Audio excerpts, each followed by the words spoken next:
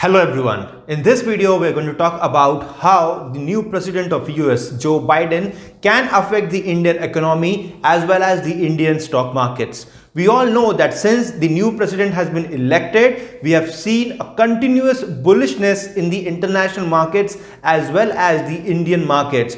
We know that Nifty is very close to 13,000 now, and since the last couple of months we are seeing continuous rise in the levels of Nifty. So we'll be analyzing this new presidential rule in the US based on three parameters. The first one being trade, the second one being immigration, and the third is the new president's position on Iran. We'll be analyzing these three parameters and then we'll conclude how exactly things will transpire as far as the Indian economy and the Indian stock markets are concerned by effect of this new presidential rule. So check out this full video.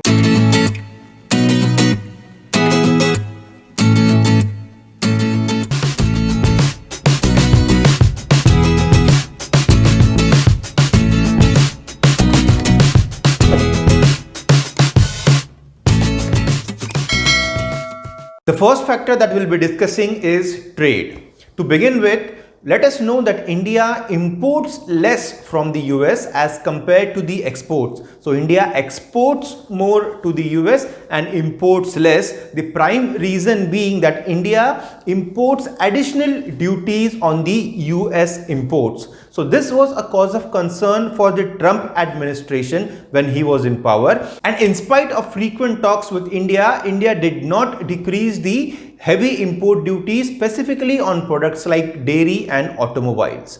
Now in 2019, when the GSP program, that is the Generalized System of Preferences, was carried out by the US government, the main thing here to note is that India was excluded out of this GSP program. Now this made the trade relations between India and US from bad to worse. So India being excluded from the GSP, wherein various developing nations were given an equal platform to present their trade in the US markets and to give them yet another market apart from their home country. So this was the strategy behind the GSP to improve the trade relations with all the developing nations, but India was excluded out of this list. But now with the new president Joe Biden, we can expect that all these norms are changed and to a certain extent both the US and the Indian governments come to some consensus and there is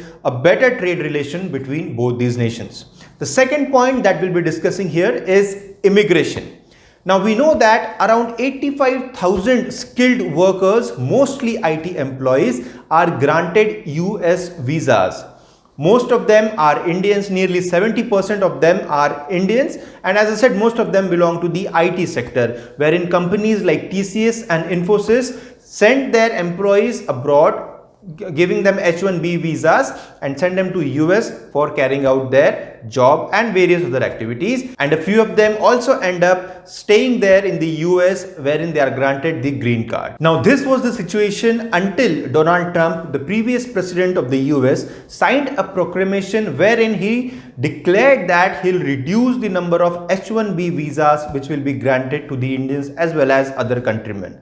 This was a cause of concern for most of the skilled workers as well as mainly the IT employees who wanted to settle abroad or go for work purposes to the US. Now this was a cause of concern for most of the Indian IT employees and the Indian IT sector on the whole, but Mr. Joe Biden, who is the current president of the US, had promised during his pre-election campaign that he will reverse this proclamation and he will increase the inflow of skilled workers into the US by way of the H-1B visa. So this is a good news and we expect this to prosper in the coming days and come into effect, which will help the Indian economy and the Indian stock market as well. The third point which we'll be discussing over here is Joe Biden's position on Iran. Now we know that Iran has been improving its nuclear activity, engaging into nuclear activities since the last 1 decade, which has been a cause of concern for America when Obama was the president, as well as the other developing nations like Russia, UK and various other countries. Barack Obama, the then president of the US, had restricted trade with Iran and also had restricted the use of the US dollars for any other country to trade with Iran, including India. So this had disrupted the entire trade in the Middle East, because we know that most of the oil trade happens between the Middle East and the various other parts of the continent. So this being the case, India had to fall in line with various other countries and fall in line with the US and had to restrict their trade with Iran as well, which affected the Indian economy as well as the Indian stock markets. In 2015, a joint comprehensive plan of action was formed by all the major nations and a consensus was formed on the position on Iran, and India had to fall in line with what this plan had said. Now, with Joe Biden being the new president and he being a seasoned politician, unlike Mr. Trump, we can expect that he is a bit lenient on this issue of Iran, which will affect the trade relations of India with the Middle East and specifically Iran as well. So these are the 3 points which we must know as far as the situation between India and US is concerned, and how we can relate it with the new president rule. The first point which we discussed is about trade, wherein we can expect relaxations from both the nations, which will help the trade relations between India and US to prosper. The second is the immigration, wherein, as Joe Biden has already promised, he might increase the flow of H-1B visas into US, which is a good sign for India. And if he is lenient on the position on Iran, this will affect the trade relations between India and the Middle East and the entire oil developing nations as well. If you found this video useful, make sure you subscribe the channel and enable the bell icon as well. Thank you.